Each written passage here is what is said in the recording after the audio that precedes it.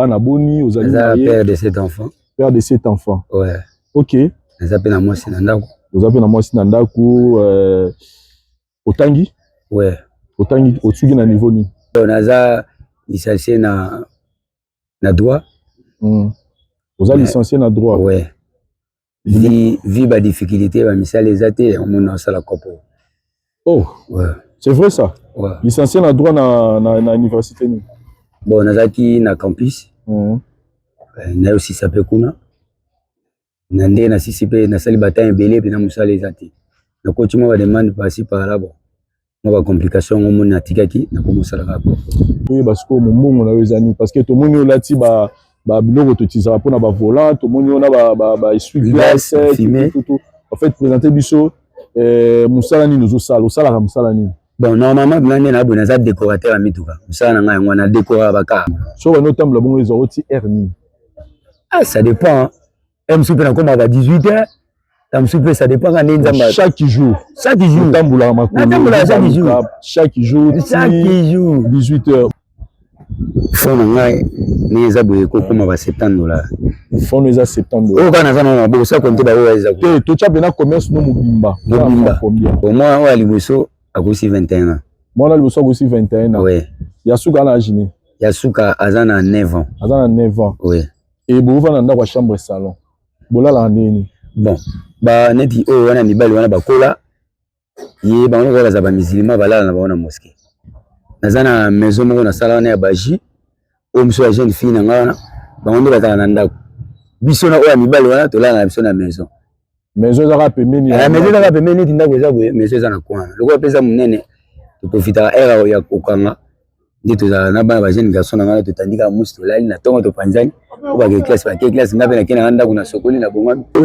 Comment étant que papa na butu sur koki tant oloka na porte ola na bana no nyonso et set mais comme il y a musufu bala na mosquée musufu bala na boutique musufu bala na ndako ça on nini étant que papa. Bon et ça la ngama pasi et ça la ngama gênant na maman moko benatikali ngama comme que réfléchir un ami à l'Arabi. Moi je suis un licencié na kosa comme na tamsa biloko te mon niveau je ne peux pas aller na ke mano tamsa biloko na nzela wana eza batu mususu ngai na na sonitaire parce que naza mobile na roba no dépendaka kana mutu te olinga un jour moi na salam salam La voix du peuple, oh la voix du peuple, oh c'est bien oh Vincent Chilouizi, étoile de la presse. La voix du peuple, toujours longueur d'avance. Les informations partout dans le monde. La voix du peuple. Mombongo ya Kinshasa, la vraie vie ya bakinois. C'est-à-dire, tu es au niveau ya petit peuple. Tu yeba, tu lakisa, nini ni petit peuple na Kinshasa baza revivre. Comment baza ko arriver ko réunir le début ya moi. Une façon ya encourager ba jeune baza na bandaku o bazo mona ke comme musala ezate il faut la ngane na ndako bazo la timu kolo musala ko monana. Nous sommes venus ici, nous avons toujours na commune ya Kitambo, toujours tambola, les gens na lobi na zo tambola kaka. C'est-à-dire na yebi tuna kutana na été na tambola na kaka et ceux qui et sali ke na kutana na mutu moko o na moni ki zo sa musala na ye na meko aborder soko ko accepter. Solo ni na lelo na bimi au hasard na tambola na kaka na moni ndeko na biso mo mobile hasard wazo tekela biso ba bilo to tizara pona ba volant bilo rami tuka a parfait à kana meko. Bonjour mon frère. On peut permettre ngala petit micro na solo no moke. Ah OK. Ah moi banzela to ko sa biso pembeni awa. Bon nga azo tambola na ngai o baluka no boye azo tambola na ngai na Kinshasa.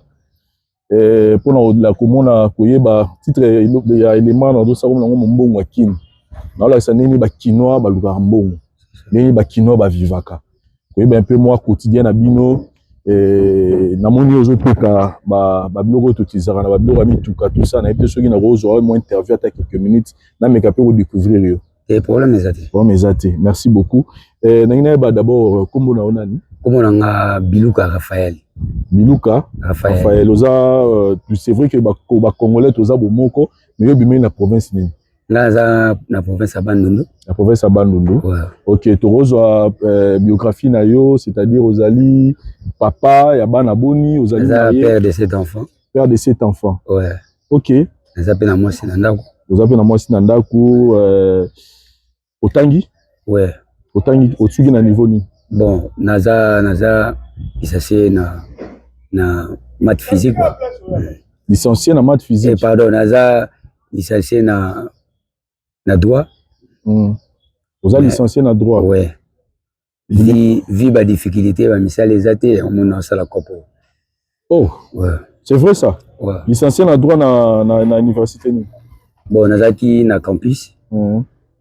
Na aussi sapé kuna. Na ndé na sisipe na sali bataille belé puis na musala ezate. Na coach mo ba demande par-ci par-là bon. Mo ba complication mo na tikaki na ko musala rapport. Tozali na besoin top découvrir yo mwa muke outi na famille ni. Papa, bon, maman. Papa na ngai komo na Maunda Kambuya. Maman na nga Diele Mafuta. OK. Obotami na Kinshasa. Oui, na botami na Kinshasa. Mwana commune. Naza mwana commune ya Ngalema. Mwana Ngalema. Ouais. Otangi ndenge nini, c'est-à-dire en fait enfance na yo leki nini, botami na famille moko bozwi ezalaki déjà te to bozwi ezalaki bokweyaki to bozali kana vie moko. Na famille moko tozali na mwa bozwi mais vie père tango akufi. Tika biso bana. Bozali combien botami combien na botami 6. 6 enfants. Botami 6 toza 4 garçons, 2 filles. To père de l'aîné na biso mobali. Zali professeur. Ndesco de tikala lokola 5. Vous avez une parcelle familiale to? Ouais, vous avez une parcelle familiale. Si le pango ezali? Le pango ezali menga za kuna ça fait longtemps na. OK. Et na za pas na ngasko. Bo tshaba locataire na lupangu to? Ba locataire baza. Ka grand frère mo mtatikala wana na mama. Papa tansi bino ba classe to atikaki bino na tango bozotanga na. Papa tansi biso ba classe. Ponga za cadet. Tawa yo kufa to ka classe na komba na difficulté donc comme donc na mes classes internet qui peut cop au moment si la bis moi ni ndeza la kaka nzambe pa osala grâce na nena yo silisa. OK sikoyo osilisi classe ndenge nini na nazaro futela yo mo comme tozaro débrouiller kana koluka luka to neni. En tout cas la 6 classe na difficulté vraiment les classes sont dans solo les acquis sont na kenchik nana teni à parler au dietique au kati teni au kekop aux moyens comme ce moment cahier moi stylo moi bloc mike ningi za kaka en tout cas na 6 classe na difficulté vraiment ça me pas au salon grâce na nena yo aussi ça au fait que musa les ade na moi na place na vendre na cité bon na biso na bina ça lolendo na souffrir les na juma formation na kimpwanza comme yeba pe ko sala misala neza ki vie mo mtamemanga na ndenge pe na tikala petit lelo ka yango na sala ko. Sugo misala les belé. Mais pourquoi ba commerce pèse belé? Mais pourquoi poni ko sala mombongo commerce pour?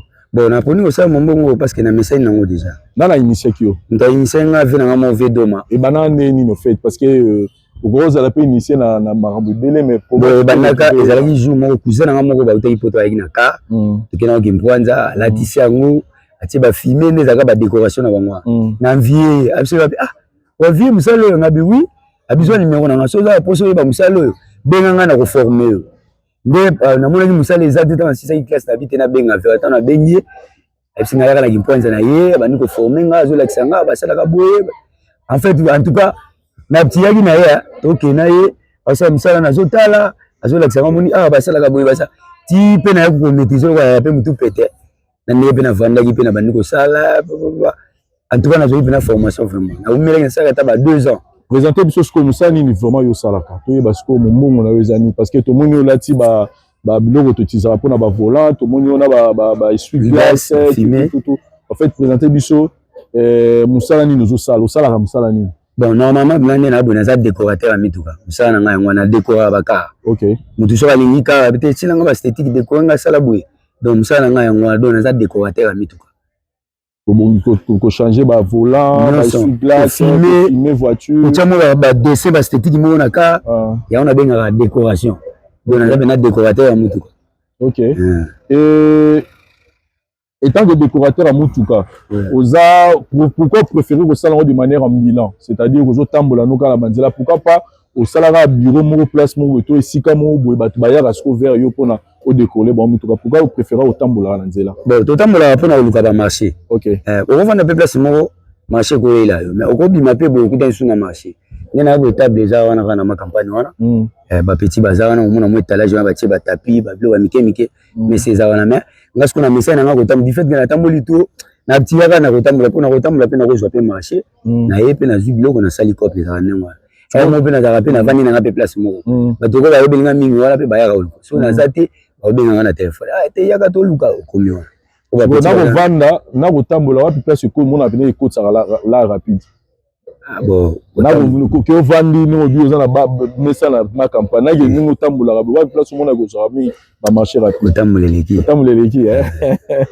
po ko na place mo ozi ba cop mais ko tamboleleki parce que o ko kutala mutu mo ah yaka na bandolo ka bino juste akoti na kamba mo to kena pale ate muni ka faut ça la boy et on te préfère ko tambola pour ko tambola nde ça la biso ba connaissance nde créer rapide sur ba marché OK ko vanda no pe cop mais ko tamboleleki OK siko na ko tambola na ningi leki wana ovandi na commune ndako na ovanda wana commune on a commune ngalema oza commune ngalema siko tango bimaka na tongo na palais otambola nini no banika kotambola place molimo zo mema yo koti avenue obito ozala pena na ningo tracer la journée bi le long comme so na otambola kasavubu le long otambola ngiringi otambola en fait besoin ba itinéraire na bino nene bon so na la muki na tongo so netike na ko somba biloko te na bi atena na rendez-vous mo par exemple na 8h na ma campagne na bengi atenga bon c'est bon yaka na komi wana mbamo so ni netike na ko somba biloko muna ko yabo na ba mbuteze ko yabo ba 12h 11h et permettre tena tambola vraiment wana on na vanda place moko moi ba copie zoya mais so ni netike na bimi na ngati na ke somba biloko na directement en tout cas à partir de ndako na zika moto ti na destination yo tika nga place stable eza na bandi mama ko fungola na tiki ba peso wana aprenga na bandi ko tambola mingi ko to ba car eza la ba garage ba place ba register bazar ba tolier ko to ba sala mo malili debi la ba car la ba garage wana ndeko kuta pe na moto ate ya ka changer nge sur place tela nga filmer sala boye omona to tambola ne wa mais obana ko tambola erni ti erni donc so bana musala no erni ti erni normalement so ni na kena nga marché biloko eza na bana kita 8h juste vraiment na fongoli déjà donc on a bandi otambola déjà ko nganda ko ba 6h30 7h plus tard 8h na komi déjà na fongoli bandi otambola tiki ba petit na mesa ngana bandi otambola so bandi otambola bongo ezo ti erni ah ça dépend m super na koma ba 18h tam super ça dépend quand nzamba chaque jour tambola makolo chaque jour 18h mais à la moment pe à repos na pendant de 8h ti 18h est-ce que vous rappelez moment moi à repos bon ni na pe ma ba 12h 13h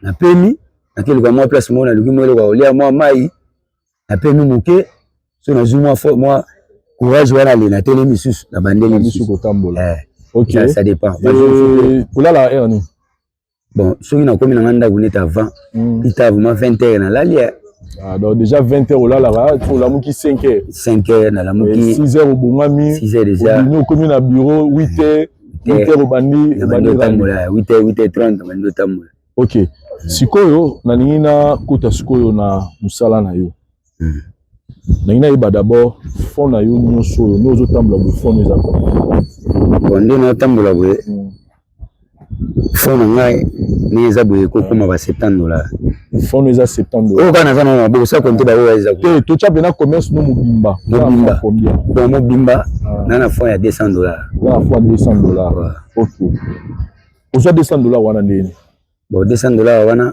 na zogenga kabila kiyo te na zogenga ngande to zelaka so zuma 5000 au chekoto moi 10000 au chena caisse moi nini ka ninga ba carte ni na boka ni na yo kanisa ngona yo kontango et sali 200 ils ont combien de temps pour réunir $200 wana $200 wana ils ont pendant 2 mois donc c'est-à-dire tant on découvrir cop on le dit que non il faut ce qu'on a kanisa fond on a démarré c'est ça na $200 ceux qui au teki pendant 1 mois vous m'en bénéfice à combien bon so na teki pendant 1 mois en tout cas pendant 1 mois na ko sanga $100 te ça compter ba dépenses mususu donc mbongo soko teki pendant 1 mois mbongo etikala na on a fin du mois comme bénéfice eza $100 ça sans compter ba dépenses mususu ndeza ka bana ba tanga musika papa transport mbongo ole aboye ça compter mbongo Donc pendant un mois, na kozanga vraiment $100 na nga ya bénéfice ya nga moko te. OK. Sikoyo ndako fanda kofuta combien par mois? Ndako mavanda na futa $80 par mois. Futa $80 par mois. Fono ya commerce eza $200. Ça la nini pour futa ndako?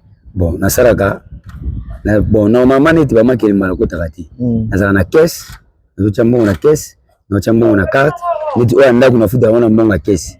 Oya carte ida ngai pour na kofuta ba minerva la bana. Oya na ba minerva la bana. Oya na loyer na yo. Loyer na ngai ezala mingi na mbonga caisse. Bon basali soko tambo organiser nini soko tambo na journée na mbongo moko boaka ba mbongo na tsaka na caisse na loyer na tsaka $5 par jour. $5 par jour. $5 par jour.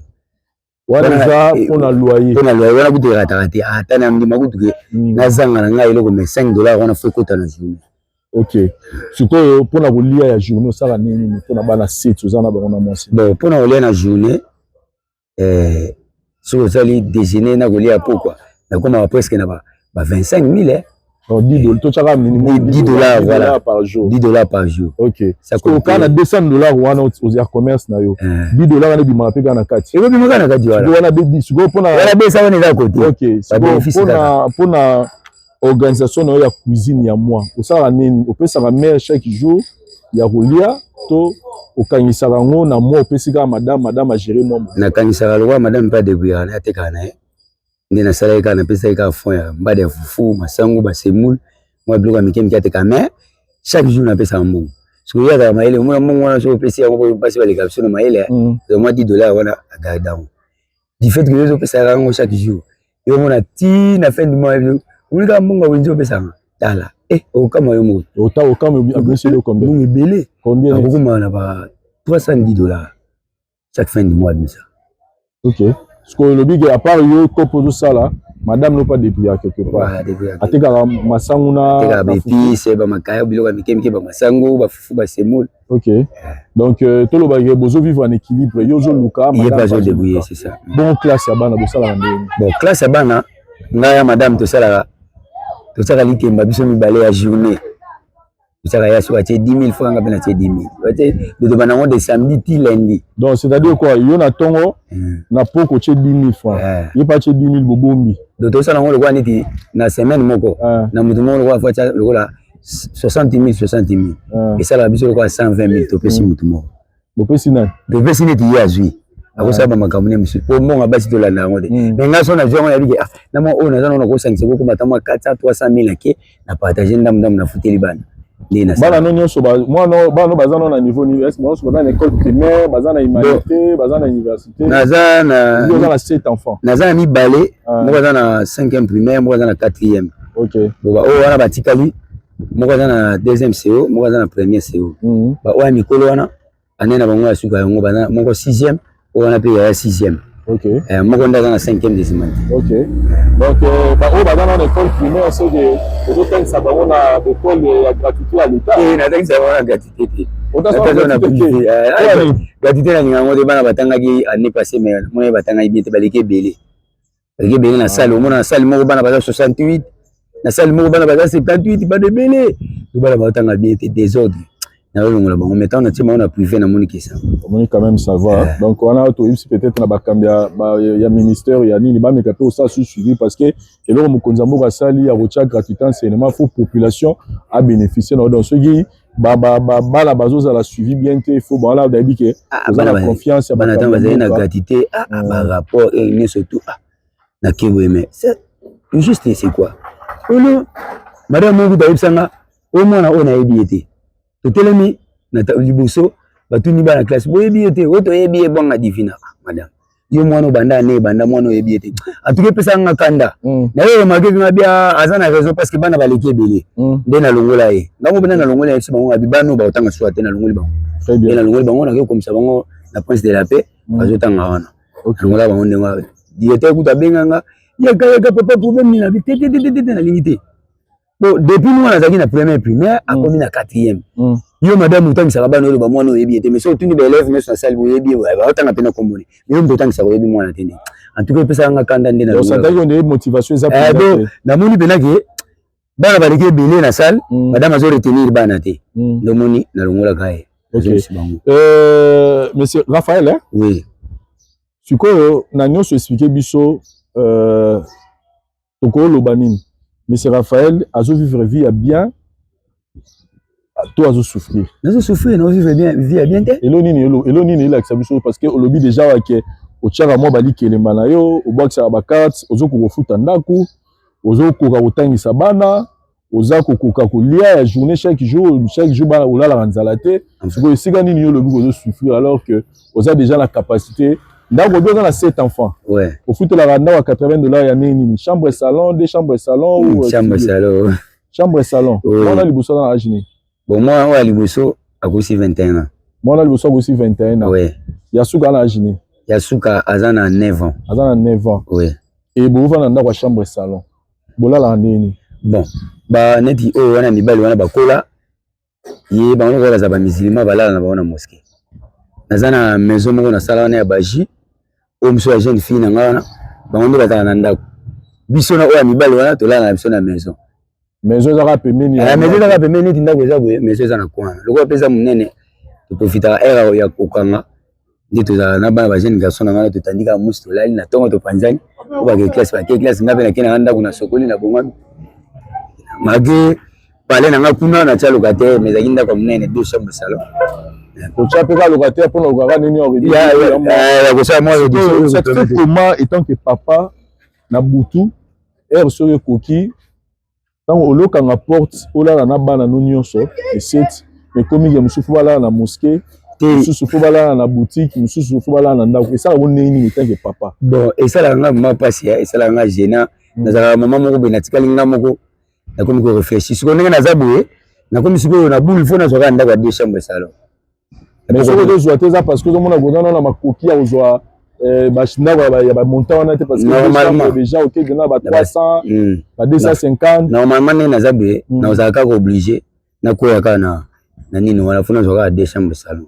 normalement OK parce que ba difficulté ni nokutana nango na musala no sala bon na musala sala ngo ba difficulté mingi tokutana nango parce que peut parce que ka biso kande to sala boye mutu mongo ya bengi osaleli musala na mama dona ko sauter zilanga na zoya bo pese confiance ko mona na mutu ka sa maneva baluka bo so tukape boya kena to mona ngo ebele soit na bambouteillage ne to landa baka ko tiela be mutu loko boye na mbouteillage pe pa a dévier pa kena akeiko donc ce comme là peut non seli mutu musala na suka mutu na kinyo na mboko bon na mona une fois na ville moi na siku de mobilité azo somba kabila na station ndeka to landa bango et suki la ah tiela nga ya combien $10 cha totanga tie na tie ayibisinga na ne change te selanga na baluka boye na obika tuna pena boye na pour de go atuna pena akene epeko akei moi si ti lelo na tikala pour jambongo la te fala peso combien fala pena le go $10 wow na zongo pétain wow donc enseignant na koma pe maeli donc so musala il faut te so na sali musala na sisi donc il faut pesa kana mbongo makambo te ko ngana kende bo échange na te ka biloko pesa mbongo to change bakambi c'est que bana bango ebela donc to comment prudent et comme là peut que quelque part peut-être ba menacer yo ba botolo biloko na yo wana na onte ah te wana biloko wana le suko ba difficulté ni okutana nango etant que na musala osala na vie na yo na yo etali épanouissement na yo parce que on to ebeli ba difficulté okutana nango tango tegela ba biloko mais na vie na yo ba difficulté ni nous allons parce que là tu nous as parlé aux foutu la ndako chambre salon na bana 7 bana bazotanga oui mais en fait ba difficulté ni nous allons bon ba difficulté monsieur tokutana nango il y a des jours aussi ça peut yepe boye oteki péter et arrivera vraiment oyeboye oteki peut-être moni mutu mo boye akenda kala ah ça fait longtemps mon le pe combien bon c'est combien $20 foutu ni voilà to compta parce que ça le quoi ni que sala mona sala et l'équipe un mois ou 2 mois après ne va tout ça va déplacer à voyager à Kenya et donc mon ah mais bon on est ah c'est vrai c'est mon pandi c'est combien autant ta logique on a pesio et arrive à caper journée me pe boy otegelo peut-être mutu mo ba futi nyongo et soumieux pe moi kolia na ndako moi transport donc comme la pe la journée monsieur po bimi pe boy bana tongo tipo quoi pe otekite to teki pe malonga to boyi pe obomba mbongo bomba na keso wana te o cha 5 de comme la et comme makaya siko ba journée bon vivant on neni parce que bana fo balia siko ba journée ni mère mta secondaire jour on mais ça c'est que la seconde OK comme ça yo tango reçoit ça ni ne rembourser OK ça OK sikoyo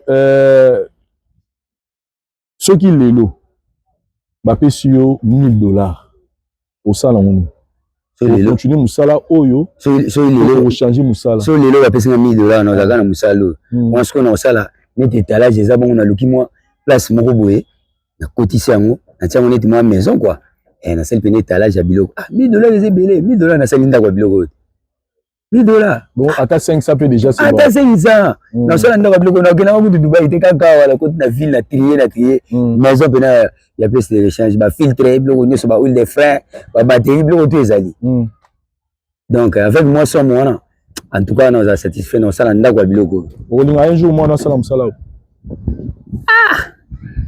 bon toza mibale so mwana sepeli na koforme po toza mibale na place ke yakende kotambola leta mosala eza te nakoforme na laxie basalaka boye leta ye mpe ya perdre depuis moke moke mpo ayeba moya kovivre sikoyo yo moto oza pena licencié otangi na campus olobi osala droit pourquoi pas tu te dis c'est vrai nazo continuer mosala oyo mais na continuer mpe kaka koluka mosala moko boye peut-être nakoma avocat nakende osisa ne bilona mino badroit bosala na yana pena na maîtrise yango te mais pourquoi odésespéra odésespéré jusqu'à point que o abandonné yango o banano oteka babiloko ya décoration ya mituka bon on a abandonné te pourquoi abandonner c'est pas le mot pourquoi désespéra c'est-à-dire que tu te dis naluki musala trop nasala cope mosusu alors que eza licencié bon na désespéré parce que ekomaki na moment moko boye bacollègue nanga bapesi nga bacondition na bango te vi bacondition na bango nga nakokaki yango te nde omonaki na abandonaki na ye komipesa na mwa mosala oyo mais kosolola na yo eza kojuge yo te mais kosolola na yo je ne sens pas que oza licencié na droit je ne sens pas ça comment namoni on dirait okosa nakosa ndenge nini se moto eza likambo wana te kokosa parce que totala chiko tangi na cope ozosala to minimiser cope ozosala te mais kodésespéré nde tomonaka licencié na droit atiki abandi osala cope oyo bon nazosala yango pour un temps parce que na moment oyo naza mosala te sikoyo na osala ni solo abina vanda ndenge wana na bando osengaka bato très bien nakoma mandia na telema na makampani wana bamasa baleka na bajipe bando osenga c'est mieux kutu moto abengi yo nasalile mosala nazwi mbongo ke na bando osenga yango moni eloko wana eza na mi alobaka bi moi je suis un licencié nakosala cope natamisa biloko te mon niveau je ne peux pas aller nakende bando kotamisa biloko na nzela wana eza bato mosusu ngai nazala nanga na soni te parce que naza mobali nakobanda odépendaka kaka na mutu te nakodépendre na mutu me na temps oyo nakodépendre su na mutu te parce que naza na makolo na maboko oyo eza quotidien na yo ya chaque jour mais un jour mpo koolemba un jour mpo koobela opensaka nini na bamoment wana comment tu t'organises déjà aujourd'hui ke jour mosusu mpe koolamuka mpe boye nzoto mpe boyi olembi to jour mosusu mpe boye okoki mpe suki osala mosala oyo te nini ozoprépare retraite na yo bon napensaka un jour nakosala kaka maison monene napemi olieke natambola nde naotambola navanda nanga esika moko natie mwa pano nanga ndenge ndeko kuna komi tempère climat auto voilà donc na sens wana est ce que obungama siko nini est ce que oza déjà na place moko obwakaka déjà mwa mboko moko boye obi ke lelo nakozwa problème moko boye soki lelo likambo ekweli ngai ya makasi nakokende mpe nazwi mbongo wana nasaleli yango natiaka mwa compte moko épargne jusque là épargne eza na combien pour lelo nde toba épargne wana eza na combien bon loba mpe na vérité lokola ne oyo utoleka wana nabimisaka bon pour le moment eza na moke na ekomi ata 1000 te eza na vraiment moke loba vérité so na calculer nakozala na ba 220 boye déjà $220 moko tia lokwa ya oka problème ye likamoko ye oza na mbongo moko bata banke yango baleka na maison natiaka eza wana neti mwa forme mwa kar bazokoma otya montant nyonso oyo olingi mais l'essentiel kaka bango banote na carnet sikoyo soki lelo ozwi occasion ya kokutana na bakonzi ya mboka oyo bazobokama mboka na biso awa okoyebisa bango nini mpona situation ya vie na yo bon elo nini kolinga basala pour que lelo situation no ezala amélioré bon soki nakutani par exemple na bakonzi eloko kaka na koyebisa bango basoutenir mpe biso Osune biso c'est-à-dire na sens ni.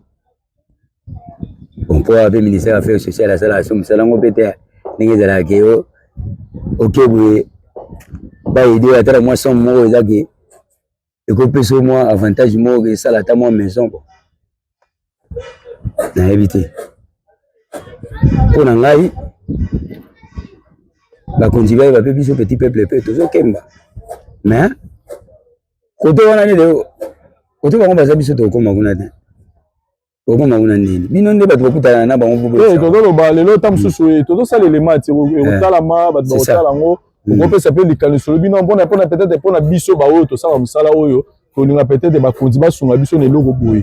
To mpona biso to tangi ba classe to zwi misala te to tanga tam su basala boye mpona biso za likanisi ko tonga na mutu moko te et bato belé c'est ça donc likanisi ngai apparemment na zabi malgré na sala kopo mais ça rappelle na un jour na travailler je monde mais ba konti ba aider biso to ya to poussa na so na moni ba bazo na ba kota na mutuka ouais vas-y ba emploi comment faut mutu yanga no ah orienté kinda ba fonction publique wana poto lukaka matricule ba lia biso ba mbongo ba tukudo o na ba idée pesa na $50 au PCP ekenda mais au senga na ba konji biso par exemple les na tam sabloko nous avons besoin d'un jour na travailler hein nous ça les ati au senga pe na bango pe un jour ba aider biso ba konji biso atana na makambo mususu atana l'état te mais atana ba makambo mususu eko sunga biso permettre biso poto je peux moyen revivre à part ba makambo. OK siko dans la jeune moko boza olala yero ne to solo no boto à 14h jeune moko balali pour nous aza pe ka licencier le roi yo à 600 chic boulot za na ngotala mi parler ya ozela ka bureau de la propre moya oui biseni par rapport au yo salali na même ça va jeune ne bazola la bomba passer temps unité ba ya biso peut ko aider bango to ko former bango to lakisa bango ata mo musala o biso peut to sala ata ko filmer car pamba roza ngata $20-30 te na journée donc OK donc filmer car ya pamba na journée roza peut $20 mais ça coûte na muta bien OK 20 coûte ya muke roza peut 50 OK ça dépend donc il y a pas de ce métier hein c'est dire musala nyonso o mutaro sala ko pour apporter le mbongo net yo tu nous dis que rien que na fond à $200 américains et tu arrives au bout de la mois si bana 7 au temps ça bango au foot à penda c'est ça en tout cas donc message nous on là pour la chaîne message en général message na ngai pour la chaîne ni toala la pour nous ba vana ndako baya o ba ozi la gouvernement a tonga ba compagnie ba entreprise pour ba osala biso pe to apprendre que ngo ba to balakisa ki biso o exemple mutalakisa ngo musala ba isanga bi métier ba kufa na ngo te faut lakisa ngo ba baya to former bango to ko initier bango ndena ko salela ndena ko yeba ko couper kwa za difficile ka gagner ta mbongo mke et permettre et à survivre. OK sugo so na mutu mo atali yo lobi en tout cas mona mobali yo courage na ye na ko bana olinga chef na ngina fimi mutuka na to na changer le mona mutuka na na benga ga une façon na ya ko soutenir ye na ninga zo bunda article 15 ne ba lo ba débrouillez-vous au ko pesa numéro na téléphone problème est ça numéro na téléphone est 083 oh comment oui le bas 73 33 953 Bandela 083 73 33 953. OK en tout cas monsieur Raphaël merci beaucoup merci on attend la yo pesi biso continuez nos copes na yo on a souhaité bonne journée bonne chance au TK au sala pena musala ningezalava voilà chers amis téléspectateurs nous sommes là donc nous sommes arrivés à la fin ya télé-réalité na biso to benga ngobongo mombongo ya Kinshasa to la sa mombongo nini ba kinoa basalaka to moni ndeko na biso awa